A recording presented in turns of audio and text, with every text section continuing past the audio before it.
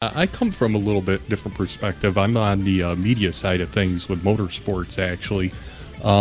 So we're in a lot of the same position as ESPN right now. We're desperate for any kind of content we can find.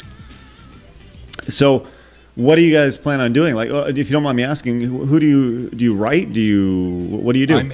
I'm actually the site editor and operator for a site called RaceProWeekly.com out of the Northeast. We're regionally based in the Northeast, but we're actually expanding because I moved down to Florida, hence the username. Sure. Last year, and we're starting to work our way, to the middle. We're going to work from the top down and from the bottom up and start getting more and more coverage of short track racing, regional racing, national racing, things like that going. So your business truly is sports. Oh, yes, absolutely. All we cover is motorsports. So, NASCAR, IndyCar, NHRA, IMSA, local dirt racing, regional dirt racing, Formula One overseas. We cover all that stuff. So we're very active in the motorsports community right now, and having absolutely nothing going on in the country is making it very difficult. Of course. So do you feel like do you feel that they jumped the gun a little bit as far as holding off on NASCAR races for a few weeks? And not at all. Let's face it. There's a lot of people in this country that are going to be just fine whether they get it or not, because there is a very good survival rate with COVID-19 and everything that's going on. But it's the elderly, it's people that have a weakened immune system and things like that. And when you put those fans in the grandstands, or when you have 15,000 people that work in the NASCAR industry at a race, in the infield alone, walking around, the drivers, the crews, the team owners, the sponsor representatives, media members, photographers, all those different media outlets that are there. There's no way it's not going to spread eventually to those people if you keep them coming and congregating at a racetrack. So I think it's a smart, it may be an overabundance, but it's smart to err on the side of caution. I think it's awesome. Great feedback, and I love it. Generally when people think of motorsports, they think of a very mechanical perspective. I mentioned that early on, this being a mechanical sport, obviously human driven, but there's a lot of parts that are a part of driving a car. And the thought is, well, they're in cars. Why? They're not touching anybody. But as you bring up, there's pit crews and everything else that goes along with getting those cars on the road. And you can't have you can't have this competition without any sort of interaction. So absolutely. And honestly, I feel lucky to be in the motorsports realm of sports, because we have things like the motorsports simulation on the PC called iRacing, which it's accurate enough that the public can get a hold of it, and they're basically having the auto racing equivalent to what an Air Force fighter pilot uses as a simulator to practice his flying of an Air Force jet. So when you're that realistic and you can still put some kind of content out, they're doing a special race tomorrow. There's going to be NASCAR Cup Series, Xfinity Series, and Truck Series drivers, which are the three main series of NASCAR, competing in one of these online events for free on the Twitch platform. So these fans are still going to be able to see their drivers. They're going to be able to interact with them in a new way they usually don't. This could actually, in a weird way, be a positive thing for our sport in the long term. Sure. So we're in a lucky position. I mean, you're not going to have the Dallas Cowboys play the Chiefs on Madden and have it feel like you're really watching a football game. With this, you have commentators, graphics overlays, multiple cameras. It looks like you're watching a television race broadcast when they show it. So it's the next best thing to having real racing right now for us. Wow. And do you think they could continue this? Could it be scaled to a week after week thing? Obviously, could this ultimately be something that, obviously, you'll never replicate the physical ability of someone being in a car or a truck driving at X 200 miles an hour, but do you see that this could be a temporary, or possibly like the NBA has their NBA 2K League, or Madden, or the NFL has a Madden League that they sponsor. Do you see that? Could this be a potential spinoff for NASCAR? Or? It's already happened about 8 years ago. They created the NASCAR iRacing Series, which is officially sanctioned by NASCAR. You become a NASCAR champion in the NASCAR record books, just like anybody else. You win a prize pool of money. You get flown to the finale race for the NASCAR Series, where you're brought up on stage during driver introductions for the main event of the weekend, which is the NASCAR Cup Series. You're given a check. You get to shake Dale Earnhardt Jr.'s hand, the president of NASCAR's hand. They give you a Jostens Super Bowl-style championship ring. Wow. They treat you like a king. Wow. So this already exists, and Coca-Cola came on board. They are now putting a $300,000 prize purse up, and the champion wins $100,000. Wow, that is crazy to hear. How cool! This is one of the bigger. It's not necessarily, as far as viewership concerned, one of the bigger esports out there, but NASCAR, its partners, iRacing, are taking it very seriously. All the drivers in that series running for that championship are running for real life NASCAR teams. They represent the actual teams, and they run the same sponsorship looking cars and everything. And yeah, they've got spotters, crew chiefs, people that help with setups. That's how realistic this is. Yeah, I have it pulled up right now. It looks pretty amazing. Yeah, it's a very interesting avenue for people to feel a lot closer to the sport that they enjoy.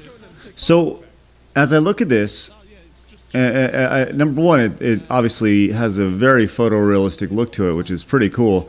Mm-hmm. How I see, I have a Porsche racing against a BMW right now. Mm-hmm.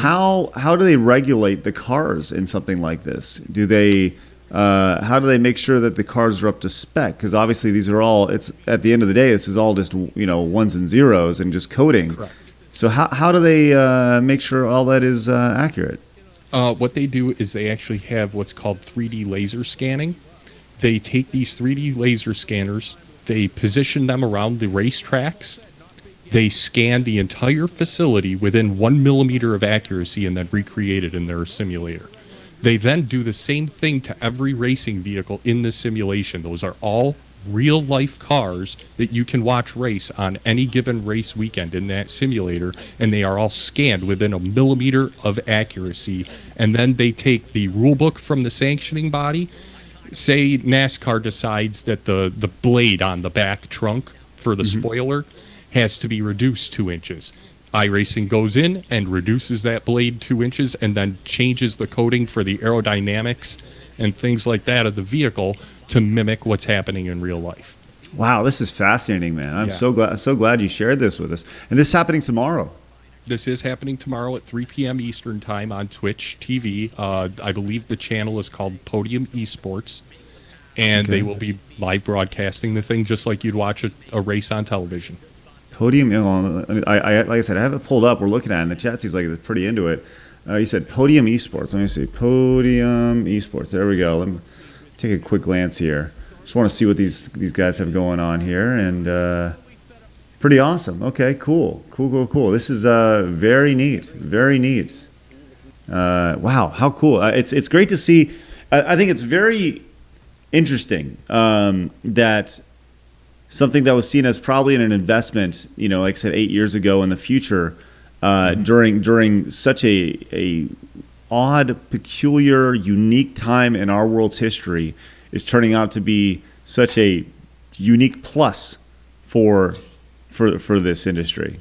Exactly, and that's really going to be the saving grace of a lot of this, because like you're talking about, people don't have that disconnect from their everyday life to just sit down and enjoy a game and turn their brain off for 3 or 4 hours and relax. But motorsports fans, they do. They have a way to get that frustration out. They can watch this. They can participate in these races online. You can join tomorrow, and in a year's time, you will have, you work up a license rank just like a real racer would work up the racing ladder, or just like a baseball player goes from Little League to college to, and they work up that ladder. So as you work up that ladder, you get closer and closer to joining that $300,000 championship. So, I mean, anybody that has enough skill to work their way up that rank, regardless of who you are, can get there. So let me ask you this: as Neuro points out, it says you can't nudge or anything in iRacing. Can you nudge? And how does one feel? Feel is obviously a very big thing in racing, and you hear the whole if you ain't rubbing, you ain't racing or whatever. Sure. The whole thing. Are these when these racers are playing these games? Are they? I'm assuming they're in some sort of seat, a la a race car. Are they? Can you feel the race happening around you?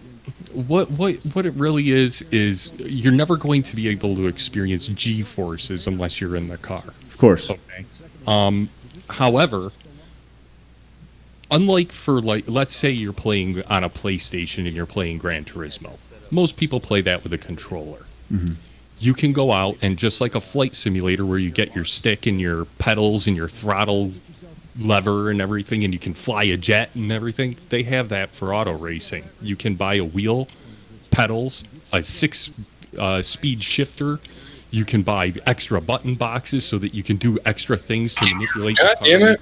I'm trying to. WT Buff, let me mute you, buddy, real quick.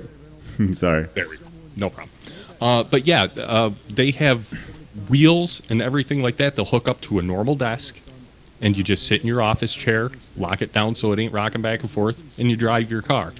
The wheel has a force feedback. You know how your controller would have a rumble? Sure. This has, because it's a racing wheel and it's a much larger unit, they can put a lot more of those little spinning weight motors in them that create that force feedback feel, and they can manipulate which ones turn on and which ones turn off. So you do it mostly on visual cues, but there is feel through the wheel itself to know, oh shoot, it's turning way too easy. That must be my front tires. I'm turning them too much. I'm pushing through the corner, bringing the nose up to the outside wall instead of hugging that white line at the bottom of the track.